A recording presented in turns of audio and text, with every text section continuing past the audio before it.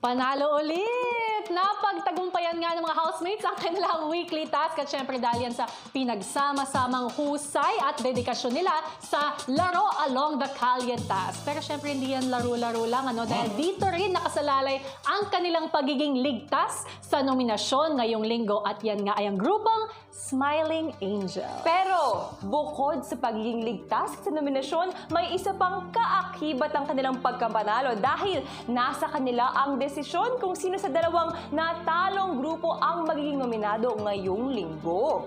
Ako naman. Pero paano kaya maapektuhan ang samahan ng mga housemates kung harap-harapan ang pagpili sa magiging nominado? Ito, panoorin po natin. Sina Miguel at Rave na pag-usapan ang nalalapit na nominasyon. Mahirap talaga ng nominations, lalo na pag-close mo lahat, di ba? Lalo na kung kami nasa amin talaga yung decision kung sino magiging nominated agad. Yeah. Hindi yung group na voting, gano'n. Your position is hard. Sobra pare. Si Marco nagbigay naman ng suporta kay Eliza. Wala na tayo maging negative. Yun na lang yung pwede natin gawin. Of course. And I really hope na kahit pa paano nakapag-import ako sa'yo ng maraming bagay. Ang hindi mapalagay na si Rave, kay Crystal man nagbahagi ng saloobin. Kasama yung power pa. Padawa sa'yo. Kung sino yung magiging nominate. So kapag pinalis, parang kami yung, alam mo yun. Makakantahin Wala mo. kang kasalanan doon.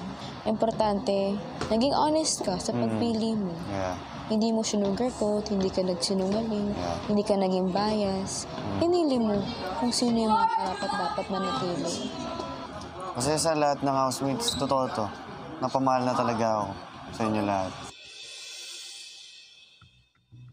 Ilang sandali pa, Matapos ang tatlong league task, ang nanalo ay ang Smiling Angels. Nangangahulugan, isa kina Determined Warriors or Strong-Willed Fighters ang mga magiging nominado ngayong araw. Bibigyan ko ng pagkakataon ang bawat grupo na humingi ng panawagan sa Smiling Angels kung bakit sila ang grupo na mas karapat-dapat manatili dito sa bahay ko. Mauuna ang Determined Warriors. Let's use our hearts. Sasabi ko lang, lahat ng mga desisyon nyo, it's okay. Para sa akin, okay lang. Nakita nyo naman lang lahat ng mga ginawa namin, lahat ng ginawa ko, and basta suportahan ko kayo kung anong desisyon nyo. Yun lang masasabi ko, mahal ko kayo. Thank you. Ako din, same with Anton. I'm not really here to tell you to not vote for our group, to not vote for me. But just to reassure you that kung ano man magiging decision nyo, tatanggapin namin at walang magbabago kasi mahal namin kayo. Gusto ko lang ipaalam sa inyo na I really tried my best and that kung ano man yung maging desisyon nyo, we as a group would always see the bright side of your group. Masasabi ko lang is, thank you so much for the friendship na binigay niya sa akin. Sana rin na maganda rin yung nabigay ko. Ayun, I hope my pakisama and efforts were enough. Ako, syempre bilang leader, kaya kong ibigay yung posisyon ko sa kanila. Basta ang gusto ko lang, gusto kong manatili silang lahat dito. Kasi alam ko na lahat sila, meron pa silang may papakita sa inyo. Ayun lang naman. I love you guys so much. I love you all.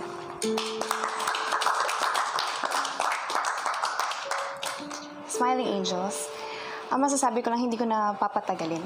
Just vote wisely. That's it.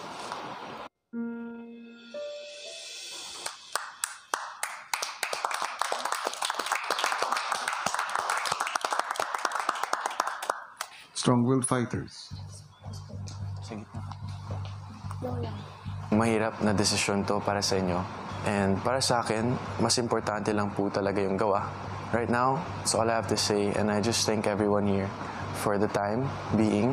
So good luck always. And God bless. That's it. Everyone in this house is a good friend of mine. I'm happy that I got to spend my stay here with you guys. And I won't persuade you to not vote for a group kasi at the end, it's still your decision. I just want to say na I'm very happy that you guys are the ones that I shared this journey with. After nung nomination, grabe talaga yung support na binigay niyo sa akin. PBB Hotties, thank you guys so much noong mga time na yun kasi gumuho talaga yung mundo ko noon eh. Kayo talaga yung naging motivation ko sa loob. So, I'm actually so sorry na sa inyo binigay yung decision. I know this is so hard, but you guys are smart people and I know that you will make the right decision. Ayokong mahirapan pa kayo lalo na mag-isip. More of gusto ko lang magpasalamat sa inyong lahat because I've never felt this loved by so much people around me. And kayo yung mga tamang tao para malabas natin yung the best out of each other. Whatever decision na ma-decide nyo, just know that we love you very much. We know that you made the right decision. Everyone here is deserving to win, to stay, and we all know that. So I think the struggle isn't with us, it's with you, and we understand that. Matapos marinig ang dalawang grupo, ipinatawag ni Kuya ang Smiling Angels sa confession room. Ngayong araw ay gagawa kayo ng isang mabigat na desisyon. Bilang isang grupo, ang pagpili ng grupo na magiging nominado. Matapos ibigay ang kani-kanyang dahilan, sinabi na nila kay Kuya ang desisyon kung sino ang napiling grupo na magiging nominado. Malinaw ang inyong desisyon. Pare-parehas kayo ng pinili ninyong grupo. At dahil nakapag-desisyon na kayo, isang huling hamon ang kinakailangan ninyong gawin. At ito ay ang hamon ng pagpapakatotoo, Smiling Angels. Harapan ninyong sasabihin sa mga housemates ang mga dahilan kung bakit nyo sila pinili. Si Kuya, tinipo na ang lahat sa living room. Isa-isa kong kinausap ang ligtas na grupo at inalam kung sinong grupo ang pinipili nila na maging nominado. Nakatayo sila sa inyong harapan dahil may huling hamon sila na kailangan nilang gawin. At yon ay hamon ng pagpapakatotoo. Malalaman ninyo ang mga nominado ngayon sa pamamagitan ng Smiling Angels. Ang unang magsasalita ay ikaw, Ashley. Nagbase ako sa kung ano yung mga narinig namin kanina. Sobrang espesyal ng oras na yon. At importante yon na marinig namin kung bakit nyo talaga gustong manatili dito. At sa tingin ko, hindi naging sapat yung mga nasabi nyo compared sa kabilang grupo. Pinipili kong maging nominado.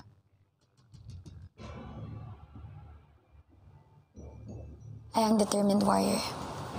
Sorry guys. Lela. No, I love you guys so much. Pero kailangan pumili. Kasi napansin ko lang na, Carmel, I feel like as a housemate, kailangan lahat tayo ay may kusa.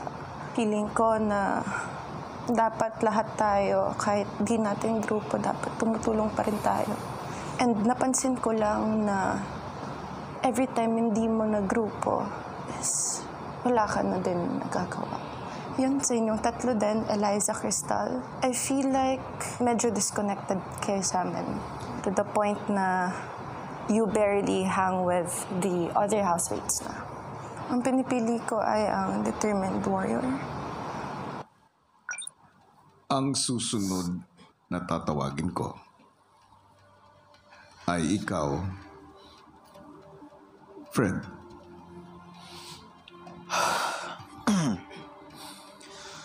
Hindi ko binabase sa relationship na binil natin. Binabase ko siya sa responsibilidad bilang housemate.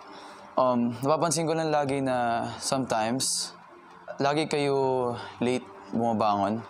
Even if change battery or kung wake up call man. At napapansin ko din na sinabihan na rin kay ni Kuya about the sleeping. At sure ako na sinabi niya sa sarili niya na din niya nagagawin. Pero napapansin ko pa rin na you guys still do it. So yung grupo naman na pinili ko na manominado is... Papatuloy ng harapang nominasyon. Hindi ko binabase sa relationship na binil natin. Binabase ko siya sa responsibilidad bilang housemate. And I think that sometimes na minsan hindi na nagiging genuine. As Carmel, napapansin ko na minsan you don't have sense of urgency.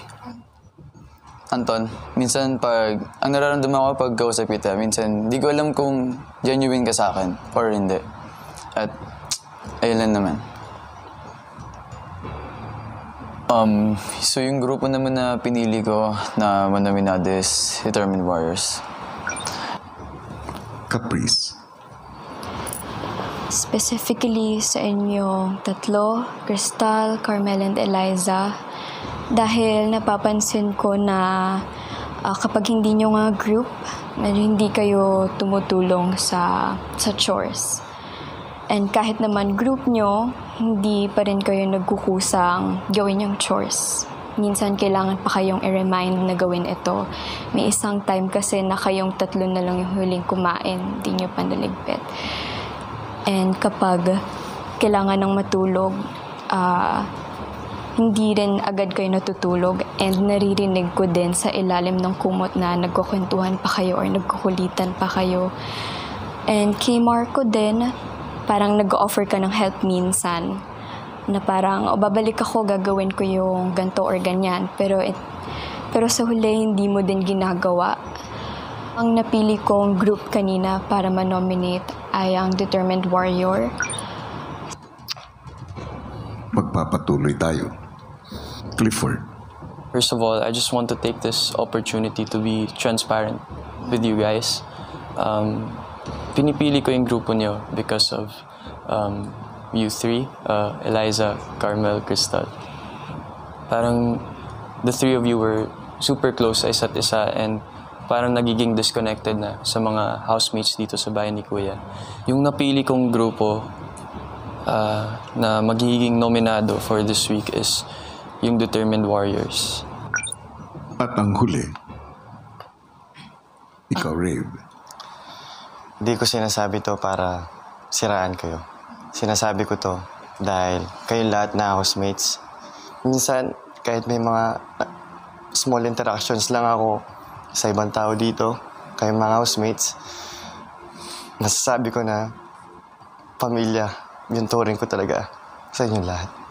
Medyo na-off lang ako kasi kinailangan mong magsinungaling sa amin.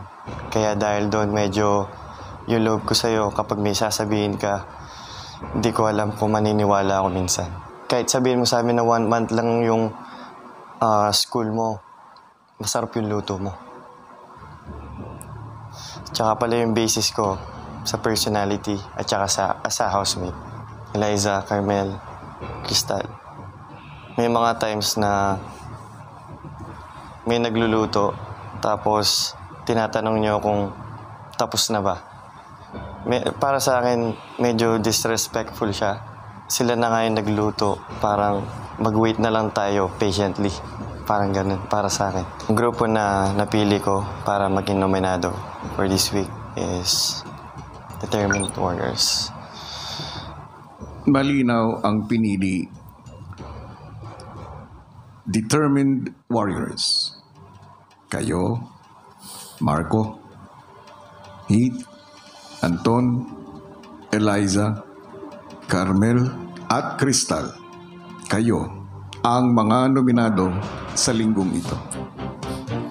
Isang malaking pagsubok talaga sa loob ng bahay ang nominasyon, lalong-lalo na kung ginawa ito ng harap-harapan. Pero eto na nga mga kapuso at kapamilya, nakapili na nga ang Smiling Angels ng nominadong grupo at ngayon, ang desisyon ay nasa inyong kamay. Dahil sa puntong ito, voting is now officially open. Maaari na kayong bumoto kung sino sa mga miyembro ng Determined Warriors ang gusto niyo pang manatili sa loob ng bahay ni Kuya. Yan ay sina Anton, Heath, Marco, Carmel, Eliza o si Crystal. At mula sa kanilang anim, isang kapuso housemate at isang kapamilya housemate ang tuluyan ng sasalubungin dito sa outside world na mangyayari sa Sabado. Kung paano makaboto, eto, panoorin po natin. Mga maya-mayan, you have the power to vote. Download and sign up sa Maya app. Cash in to activate voting. Tap the PBB icon and choose the housemate you want to save. Select the vote amount and confirm. You can vote 30 times per day. Ang kapuso at kapamilya housemate na may pinakamababang boto ang siyang tuluyang lalabas ng bahay ni Kuya. Vote wisely. PBB Celebrity Collab Edition 2.0. Mga kapuso at kapamilya, isang linggo na naman ang nakalipas at ngayong panibagong linggo, haharap ang ating mga housemates sa isang hamon na may kinalaman sa industriya na pinanggalingan nila. Ano kaya yan? Malalaman natin sa mga susunod na araw. Ako po si Bianca Gonzalez. Mukhang exciting ang panibagong hamon na ito. Pero ano naman kayang mga bagong kwento pa ang mabubuksan tungkol sa ating housemates sa pagharap nila dito? Ako naman po si Gabby Garcia. At ako naman po, si Luis Manzano. Sabay-sabay natin tutukan ang mga susunod pang kaganapan sa loob ng bahay ni Kuya. Dahil ito ang nag-iisang teleserye ng totoong buhay. Ito ang Pinoy Big Brother Celebrity Collab Edition 2.0!